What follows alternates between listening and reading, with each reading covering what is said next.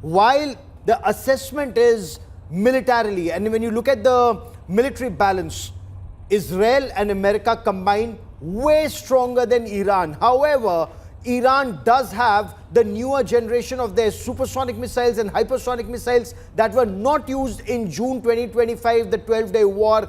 Would that be a huge challenge? Because last time, despite the Iron Dome, Sandeep, some of those missiles managed to reach the headquarters of Mossad, the lawn and not the building. This time, it could be the building and not the lawn. Yeah, absolutely, Gaurav. And you have to see the where the United States chose to position the Gerald Ford carrier strike group.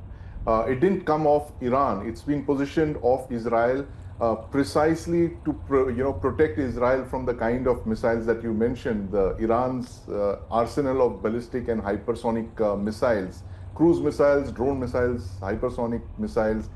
Iran doesn't have much of an air force, Gaurav, and it has over the last couple of years built up a very capable ballistic missile force, which includes all kinds of intermediate range ballistic missiles, hypersonic missiles. They have supplied missiles to the Houthis, which they've been used to target anti-ships, anti-ship ballistic missiles, the first of its kind on such a large scale. So Iran at the moment, Gaurav, is extremely vulnerable. We are not clear what these strikes are aimed at. Are they decapitation strikes, as has been discussed in the past couple of weeks? What the US and Israel would aim to. So let's take this step by step as the story progresses, and it's progressing at a very rapid pace. Steve, at this point of time, there have been apparently 30 strikes, so close to 30 strikes. Are these aimed, the one at the presidential office, aimed at a regime change or aimed at sending a signal, negotiate, have a peaceful settlement? Yes, sir. Currently, it looks way over 30 attacks, according to what I'm reading. And yeah, they are targeting, as I've mentioned, Pastor Street, which is a very important main street in Tehran, where the Supreme Leader's house, official house, is currently at. Obviously, Khamenei is not in his house these days or these weeks, assuming that he spent most of 2026, if not all of it, deep underground in a bomb shelter, in a tunnel. Because he's afraid just out of what happened this morning.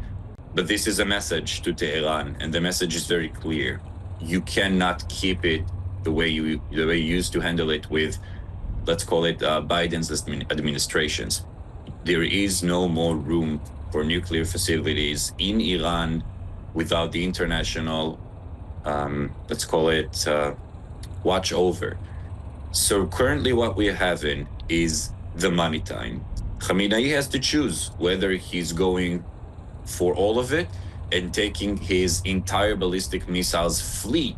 Basically, I told you, he can shut down the entire Middle East for several days with. Yes. They don't have as much as air force as we have, as Israel have, but they do have a very potent rocket and missile force, and those rockets and missiles, and especially their hypersonic missiles and their supersonic missiles, they can target Tel Aviv and Jerusalem. Is that an apprehension that they could overwhelm the Iron Dome, the David Sling, and your entire missile defense system?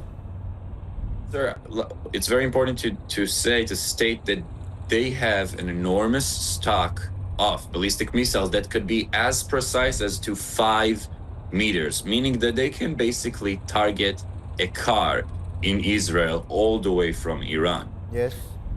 Yeah, I would assume that they will target Israel and specifically the American embassy.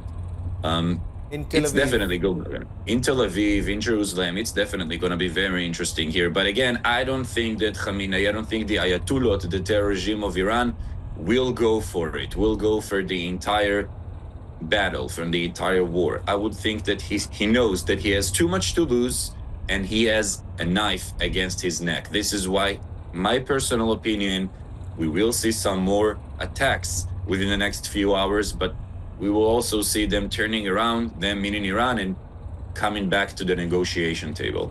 Will this lead to more negotiations or will this lead to more escalation?